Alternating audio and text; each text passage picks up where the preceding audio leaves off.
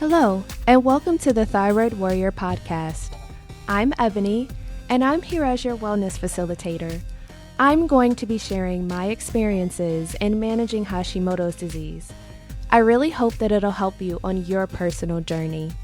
Keep in mind, however, this does not substitute for medical advice. It is only for your information and motivational purposes only. Now, let's get started. Right now, we are living in an interesting world. Of course, I was going to say something about the Black Lives Matter movement, but I want to open up a conversation with you all. I want to share some of my experiences, but I also want you to understand from my perspective where I've seen a lot of issues. I'm not saying that all lives don't matter, and I'm also not saying that there aren't Black people that don't do bad things. I'm not saying that I condone the riots. I'm not even saying that I condone the way that we feel about police officers that are bad in terms of labeling all police officers as bad cops when there are a ton of good officers out there. What I will say is that for me personally, I have experienced racism firsthand. For me personally, I have experienced being followed. I have been passed up on many opportunities. I am often not heard, whether it's in the workplace, whether it's when I go to the doctor, or even when I'm getting my car serviced or I'm at the grocery store. I have had instances in which I don't even run behind white women or white men. When I see a family, I oftentimes will wave, of course, and try as hard as I possibly can to quote unquote appear safe, especially when I am in my neighborhood, or even more so when I'm actually in Michigan. And you don't want to appear threatening. You don't want to appear as if you're going to do harm. I've also had experiences in which I could be playing with a child. And if that is a white child and I'm in a park, and of course, I may have my niece or my nephew with me, they will walk up and will politely grab their child and walk away. Or even when I was running the other day and I had just finished and I was going to do a cool down, I saw a white girl with her dog, and she was fine. She was taking her time. And then as soon as she saw me walk up, she basically shoved the dog in the back of the car and hurried up and got into her car and drove away. Now, what I want you all to understand is those were the very PG versions of my experiences, but I don't allow the adversity that I face to stop me from doing the work that I need to do. And oftentimes I don't talk a lot about those injustices because it hasn't been safe to. And oftentimes I've been disregarded and told that that doesn't really matter. And rather than continuing to fuel my disappointment through anger, I choose to be a part of the change. And what I want to tell you all right now is that I don't know the perfect answer. I don't know how we can work through this. I know that with some blacks taking advantage of this opportunity to be angry, that's not okay to me. Also, some whites taking advantage of this opportunity to be angry or contribute to the already tense situation. I don't agree with that. What I want to say is ultimately, we all have to work together to get through this, and we, more importantly, have to work together to hear each other and to understand what's going on. I had a conversation last night with someone at church, and she was telling me, I do believe that all lives matter, but I've also gone through hell, and it's hard for me from that perspective to not have kindness and compassion towards all people, because I know how difficult it is to live. I know how difficult it is to be afraid. I know I experienced that. I lived it. At times, I still live it.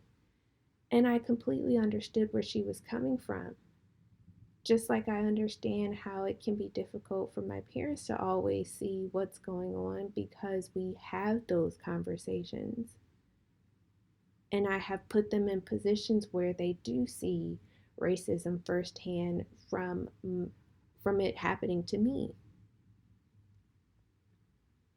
And I have to be conscious that not everyone is having these types of conversations and that not everyone has the ability to have them.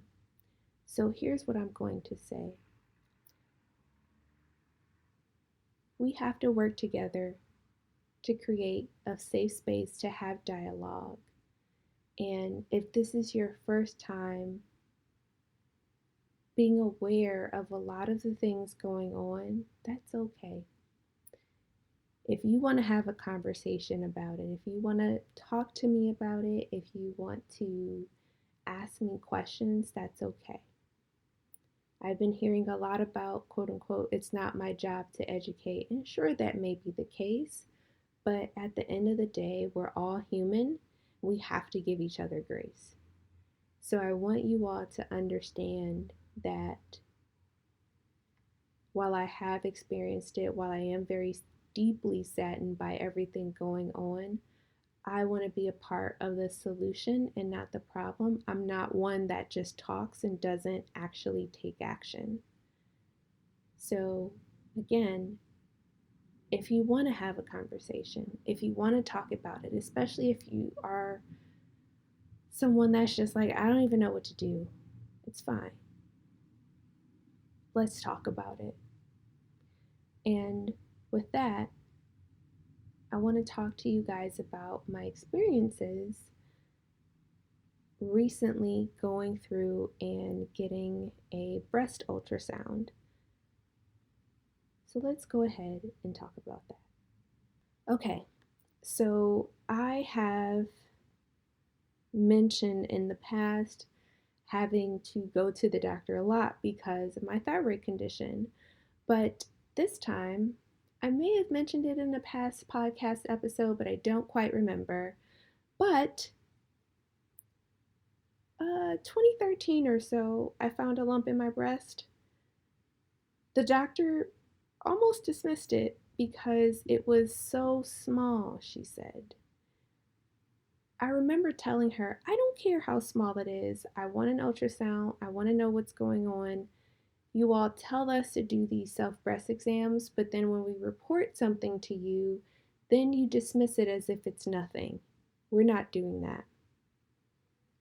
I ended up going to the breast center that was associated with the hospital, and I got the ultrasound done, and I knew something wasn't quite right. Of course, the tech couldn't tell me what was going on, so I said, okay, well, I'll wait for the doctor. Yeah, I got a slip that had handwritten writing on it. I didn't know what that said. I didn't understand what it meant. I couldn't make it out. So I remember going to sit down on a bench. There were other women there that were waiting for their exams, and I politely just leaned over and I said, "Hey, any help?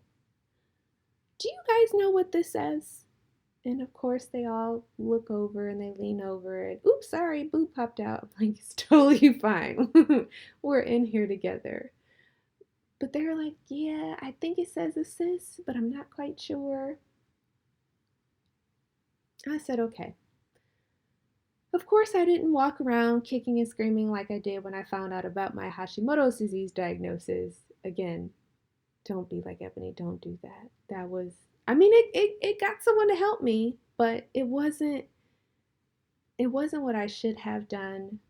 But when you're constantly dismissed and made to feel like you're crazy and nothing's wrong with you, ultimately you kind of start acting like you are just so that you can get the attention that you need. And again, I do not condone that, but I understand it because I was there. Anyway, so I politely waited for the doctor to come and see me.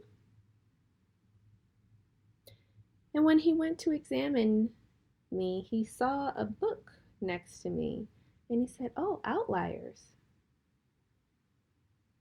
And I politely looked at him and said, "Are you okay?" He's like, "You're reading that book?" Oh, here we freaking go. Yes, I am reading that book. It's actually a quite good read. I identify with the pages in this book quite a lot. I'm not here to discuss my book, nor am I here to discuss the surprise that you have at the fact that I'm reading this book, or that I even know that word for that matter. So, can you do me a favor and examine this lump that's in my breast currently? I opened my jacket or my gown for him, and he kind of like looks shocked and like stepped back. And I think what really pissed me off in that moment, it was just like, dude, you do this for a living. Why are you acting so surprised that I'm showing you my breasts? I'm not trying to be provocative. I don't want to give you a midday surprise. I would really appreciate it if you would just help me understand what this is that I feel in my breast so I can go home.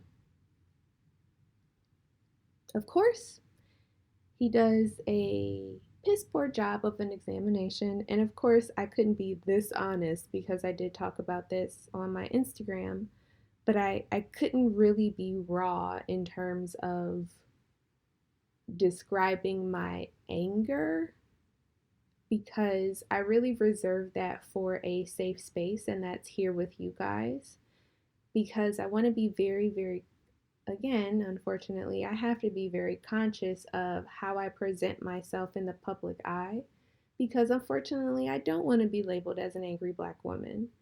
But the level of care that I have received over time and the experiences that I've had with doctors, they don't necessarily bring out the best in me. And I know many of you have had really bad experiences as well. And I know that you can relate to that. But there are healthcare disparities as it relates to the Black community. And if you follow me on Instagram, you've seen me talk about my mom and different things. And I am going to try to highlight that a lot more. But for the purposes of this podcast episode, we're going to start the process of talking about patient advocacy. And that was just a very brief moment in time about what happened. But fast forward to 6 months ago, I found another lump in my breast. This time it was in my left breast. I went to call my doctor to get an examination. I called the front desk staff and they said, "Oh, well, you won't be able to get in for another 3 months." Excuse me. What? 3 months? That's unacceptable. And here's the thing about working with electronic medical records and building the system and knowing what to do. I politely told her, "Okay, here's what you're going to do. You are going to uncheck my provider and nearby providers, and you're going to tell me who I can see in the next couple of days." And she kind of paused. I said, "I don't care who I see. I need to be examined." I'm off, like everybody is told, do your self breast checks. And then when I do my self breast checks, I'm trying to get an appointment to be seen. And now you're telling me I can't be seen for 3 months. And then we wonder why so many people let things go. And it's because of this. And I said, no, no, we're not doing this. So as soon as she cleared the filter, she said, okay, we have an appointment tomorrow. I said, that's what I thought. She said, it's not with your, I said, I know it's not with my doctor, but I need to get examined and I need an ultrasound. So I go, I get examined. She says, yes, I feel it. It's palpable. I got the ultrasound done. It was one of the worst experiences I've had in a long time because not only was I in the office for almost 3 hours, but when I actually did get the ultrasound done, the radiologist handed me a piece of paper. I saw like complicated cysts on the paper. I was like, I don't understand what this means. What does this mean? She's like, oh, you kind of have like, calcified deposits. Ma'am, can like she had one foot in the door and one foot out. And I was so angry because not only did she rush, but because of my past history with having a cyst, I had to get a mammogram unexpectedly. So there were so many emotions, there was so much fear, and there were so many things running through my head in that very moment. And I didn't even understand why. And I was also horrified because I was alone. So I had never had a mammogram before. In my head, I wasn't going to get one of those until I was 40 or 50. So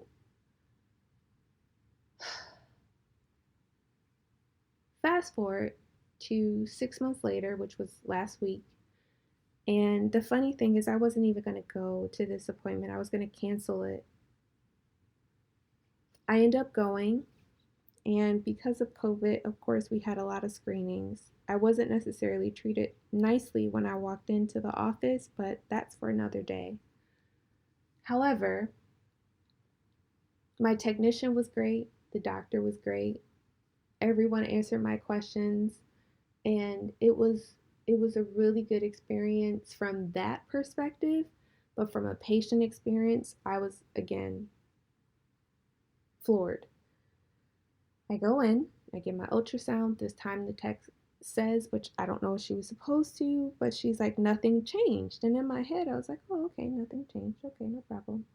The doctor comes in. She said, I'm just warning you, he's very thorough and he will probably do the exam again. All right, cool. Doctor comes in. Of course, he does the exam again and he said, this isn't right. And I said, oh, God. So he starts explaining to me, he says, okay, this cyst should have gone away on its own. I said, wait, what? Your cysts will go away on their own? What? Like, I was so angry in that very moment because all I could do was think back to the radiologist that left before telling me anything. Like I knew nothing by the time I left the office. I had to take a half a day of time off and I was so angry and so confused. And I said, okay, wait. Everybody, wait. So because he said, okay, well, let's just aspirate the cyst and then, we won't wait to figure out, to have you come back. You're here. Let's just do it now. I said, no, hold on. No. The night before I prepared for this visit, I printed out my impressions from 2013, my impressions from 6 months ago, and I wrote down my questions. So I said, I need you to walk through all of this with me before we can proceed. I pull out my paper from 2013. I said, in this instance, this document states that I have a lot of cysts. How did we go from having a lot of cysts to a complicated cyst? And what does a complicated cyst even mean? And he said, okay. Well, he read, he pulled, he looked, he took the piece of paper from me and said, okay, well, this isn't helpful. I said, no shit, Sherlock. I know it's not helpful. Excuse my language, but I was annoyed. And he said, we're going to disregard that. You're here now. We have your baseline. Here's what a complicated cyst is. So he showed me the ultrasound on the screen and he said, okay, let's look at another cyst. So he looks at another cyst. He takes out the ultrasound machine again and he said, you see this one? This one's round, it's hollow, it's black. That tells me that it's fluid filled and there's really nothing to be concerned about. And he pulled up my last one. He said, you see how it's changed slightly. So now you can see that over time, things can change. And the same cyst that you have here wasn't here before, and vice versa. So they come and go over time, depending on your cycle. They can get larger, they can get smaller. It just depends. It depends on what you're eating, etc., etc. I said, okay, that makes sense. Complicated. What does that mean? So he takes the ultrasound one and he goes to the cyst in question. He says, now you see this cyst. This cyst is not round. It is not hollow. It has white in it. The problem is that if it's white like this, it may actually have blood vessels, and this may be an early indicator of either a tumor or your body's trying to fight off something. I said, all right, that makes sense. He said, this one's not round, it's slightly jagged, and I need to understand why this is, and I don't like that. I said, okay, fair enough. And I said, with the aspiration, what does that entail? I know from the term aspiration that you're drawing something out. Is that what you're doing here? He said, yes. The tech will explain to you the process. I'm going to go and see another patient and get ready for the procedure, and then I'll come back in and answer any additional questions that you have. I said, fair enough. I go to the next room and I talk to the tech. I said, okay, what's about to happen? What are my options? What are you going to do with the specimen? How are we going to work through this? What's the worst that can happen? What's the best that can happen? So we literally talked through every single point. And it was so refreshing to have her. Yes, she was slightly surprised as to why I was asking so many questions, but she told me, she said, I really do appreciate the fact that you're asking so many questions, because a lot of people, when they come in, they are scared and they don't know what to ask and they don't know what to do. And I'm really impressed that at the fact that I can tell that you care a lot about your health. And I said, well, I only have one life, so kind of have to care. And she said, okay, we're going to numb the area with lidocaine. The doctor will come in, he will insert the needle, he'll check, he will draw out the fluid, we'll make sure everything is good.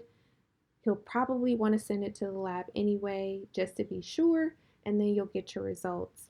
Either way, you're going to get a call from a doctor. Your primary care doctor may get the results before we do, and vice versa. She said, but at the end of the day, a doctor is going to call you to talk about it. I said, fine. We have the procedure. At first, he says, this is not a cyst, which obviously that scared me. But because of the image, and I remember looking at it, and I remember the radiologist talking about the slightly calcified deposits, and it made sense as to why it was a little hard to get in there. But once he was in, he said, okay, we're good. This is a cyst. It just took a minute for me to get into the actual area. It drained, and what's crazy is I was looking at it the entire time, and I saw how the cyst drained, which for me, I wanted to make sure I watched. I wanted to make sure that I paid attention. I wanted to make sure I understood what was happening, because I could have very easily not watched, but I wouldn't have understood what to look for. I wouldn't have understood what to do, what to ask, and understand what the next steps are. And he constantly checked on me to make sure I was okay. He said, "Everything is fine, you're doing great." And once I was done, I got a call the next day from the nurse to ask if everything was okay. Did I notice any drainage? Did I notice any fluid or anything like that? And honestly, I'm really glad I didn't shower the night before. I know you may be thinking, ew, gross. But I had a sneaking suspicion that I should, like, I went to take the band aid off and I said, you know what? Let me just hold off. And I'm glad I did because of when the nurse called me, I could actually say with confidence, no, no drainage, no, no mucus, no, I don't have any redness, I don't have anything else because I had waited until the next day to shower and I examined myself. I did a breast exam. It was a little sore, but not to the point of, oh my gosh, this hurts. And by waiting, I checked my pillow that next morning. I took all my sheets off my bed. I washed everything because I grossed myself out. I was like, ew, I didn't take a shower last night, but let me go wash these sheets. So I did all that. And that just lent itself to having a complete picture of what was going on. So here are the next things that I want to impart. And that is about why it's so important to be your own advocate. A lot of people that I've talked to over the last couple of days about this were grateful that I shared this experience. I'm not going to lie, guys. I was scared. I went to my car and I cried. I haven't hyperventilated in years.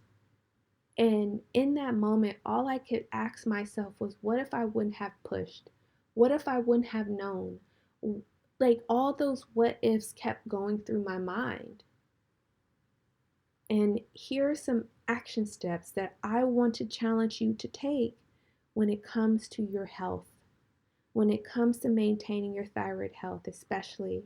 But as a woman, if you're listening to this and you're male, you need to listen up too. And you also need to listen so that your partner will be able to understand and push and advocate for themselves. Because I will tell you, as a woman, and as a Black woman especially, there are differences at times, there are biases. And I know that many of you, when you go to the doctor, especially when you were trying to get diagnosed, give me a head nod. And I know I can't see it, but go ahead and raise your hand, head nod if the doctor told you, oh, you're just stressed. Oh, it's the kids. Oh, it's work. You'll be fine. Welcome to stress. Welcome to your 30s, 40s, 50s, 60s, menopause. And they dismiss you. But I'm here to tell you that is not okay. And I want you to be able to advocate and fight for yourself. Here are the steps that I want you to take whenever you prepare for an appointment. The first thing is I want you, as I mentioned before, and I talk at length about this in my thyroid guide, I want you all to look at your family history. I know it's difficult for a lot of us to not know, but find out as much as you can about the medical history as it relates to your family. The next thing that I want you to do is I want you to ask those family members, hey, tell me a little bit about insert aunt's ex name or your grandmother or even them. A lot of times our families don't want to talk about things as it relates to health, especially if it's not good, but you have to know. And if you have to be very strategic about how you bring up those conversations, I encourage you to do that. If you see someone rubbing their knee and you think, that's odd, when that happened, just say, hey, how are you feeling? What's going on? And when people feel comfortable enough, they'll tell you what's going on. And I used to do this with my grandmother, and she said, "Oh, my knees they're bothering me." I said, "Oh, really? Why is that?" "I think the doctor told me I had arthritis." "Oh, all right." Have you experienced that for a long time? Yeah, you get old and then all of a sudden your bones start rickety rackety. I said, okay, I don't really know what that means, but I'm glad you told me. Come to find out, my mother also has arthritis and a lot of other health issues, but it's easy for me to start making those connections and conversations. And what I will also tell you is listen, you'd be surprised when a group of the women in your family get together, or a group of men in your family get together, they talk. They may not necessarily say, hey, here's all the things that run in our family, but you get to start seeing those patterns and those habits. And you may not have a crazy aunt. Her thyroid may have just been all jacked up. But when we don't know something about someone, when we don't understand, we have a bad habit of labeling them. And to me, that's not okay either, because I've been in that situation and it sucks. And it makes you incredibly angry. So I want you to also be very, very cautious, especially as you're getting better. You know what it feels like to be labeled. And I want you to practice kindness and compassion towards those people that may be going through something in your family, but you're trying to figure out how to ask. So that's your family. That's asking questions, listening. But when you're about to go to your doctor, I want you to write down all of your questions. Write down your questions. Even if you don't think you have questions, think about, okay, in the case of your thyroid gland, all right, what does my TSH level look like? What does my T3 level look like? How is my T4? What about my antibodies? My cholesterol? How is my blood pressure? How is my blood sugar? What does my hemoglobin A1C look like? Those are common things to think about asking when you're getting your thyroid levels checked, or when you go to the endocrinologist, or even your primary care doctor. Check your cholesterol. The other thing that I want to encourage you to do is get in the habit of practicing your story. Your story. I want you to write down, when were you diagnosed? When did you start having symptoms? When did you notice that it became a big problem? When did you notice differences in your sex drive? When did you notice if you had issues remembering things, or if your stomach has been bothering you, or if it's been upset more often, or if you're experiencing stress at a level that is not typical for you, or are you sweating more? Are you having those common symptoms of my hands are shaking, I can't sleep, I can't eat, I'm frustrated, I'm moody? I want you to write down all of those things. And once you've written down those things, practice reciting them out loud. And unfortunately, as a patient, you don't often get that much time to be able to state your patient story, but it's why I try to make sure that I have a 10-minute version and a 5-minute version. When I'm able to actually articulate what has happened to me over the last 10 plus years, I literally give myself about a minute per year, so to speak. So if I've had, here are all the symptoms that I have had, this is what I've done about them, this is what is resolved, this is not what's resolved. If you have time to go into more detail about those things, of course, do that. But if you don't, at least you have an outline of what those things are to talk to the doctor about. Now, once you have your patient story down, then you have an action plan. What I want you to consider in your action plan is, when you're there, have a notebook so that you have the questions that you wrote down to prepare before, but you can also take notes. And if there's something that the doctor says to you while they're talking that doesn't make sense, write that down. Because again, some of us get white coat syndrome, and when you come in, your blood pressure spikes, you get nervous, you get anxious, and you can't remember anything. This is why I'm having you write those things down. This is why I'm having you practice your patient story. Now, as you write those things down, you have to make sure that you're giving yourself enough context to remember why that confused you. So, for example, when I was getting my breast exam and everything done, I remember the doctor said complicated. Now, in my case, I couldn't necessarily write down complicated because I was topless and trying to reach over to grab a pencil would have been a little hard. So, in that case, I kept remembering complicated cyst, complicated cyst. And I repeated that to myself so that I could remember it. Once he was done talking, I said, all right, we need to go back. Complicated cyst. What does that mean? It's okay for you to be direct. It is okay for you to be direct when you ask a question. You do not have to feel afraid to ask the doctor questions. That is what they're there for. That is a part of their duty. That is what they signed up for. If you feel like your doctor does not have the time to address your questions, ask for a nurse.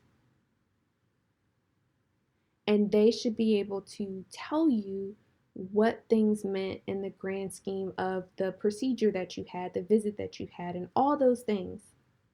If you get home and you're like, crap, I totally forgot to ask this question, call the doctor's office back, leave a message with your question, make sure you write that question down, and also indicate the date and the time that you called that doctor's office so that you have a reference if you forget and you go, wait a minute, yeah, you did.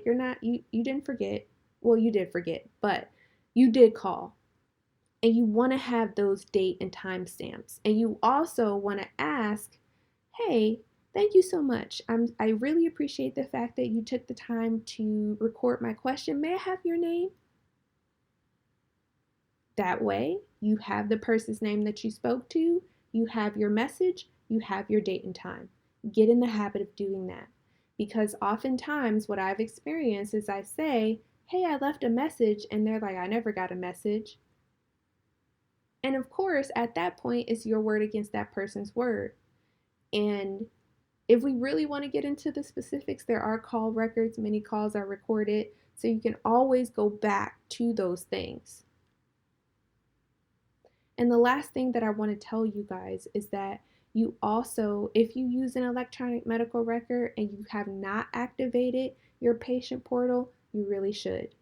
Because you'll be able to get a snapshot of your results, of your messages that you've had with your doctor, of your upcoming appointments. All of those things are very, very good to help remind you.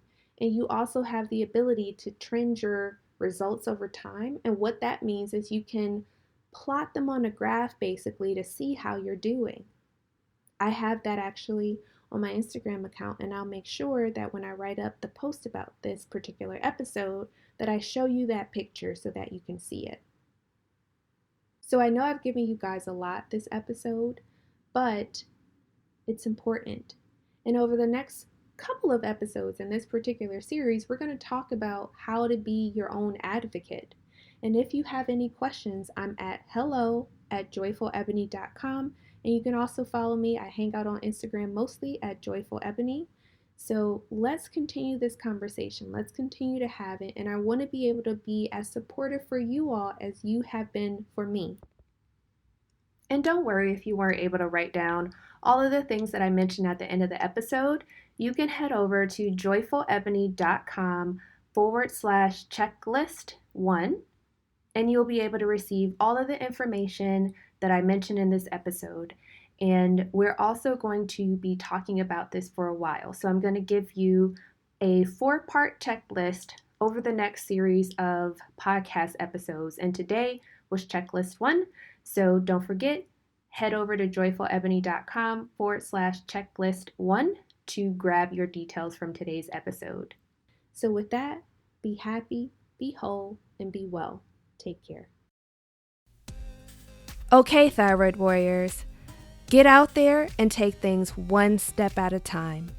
Remember, be great, reflect on your triumphs, and as always, be well. Take care.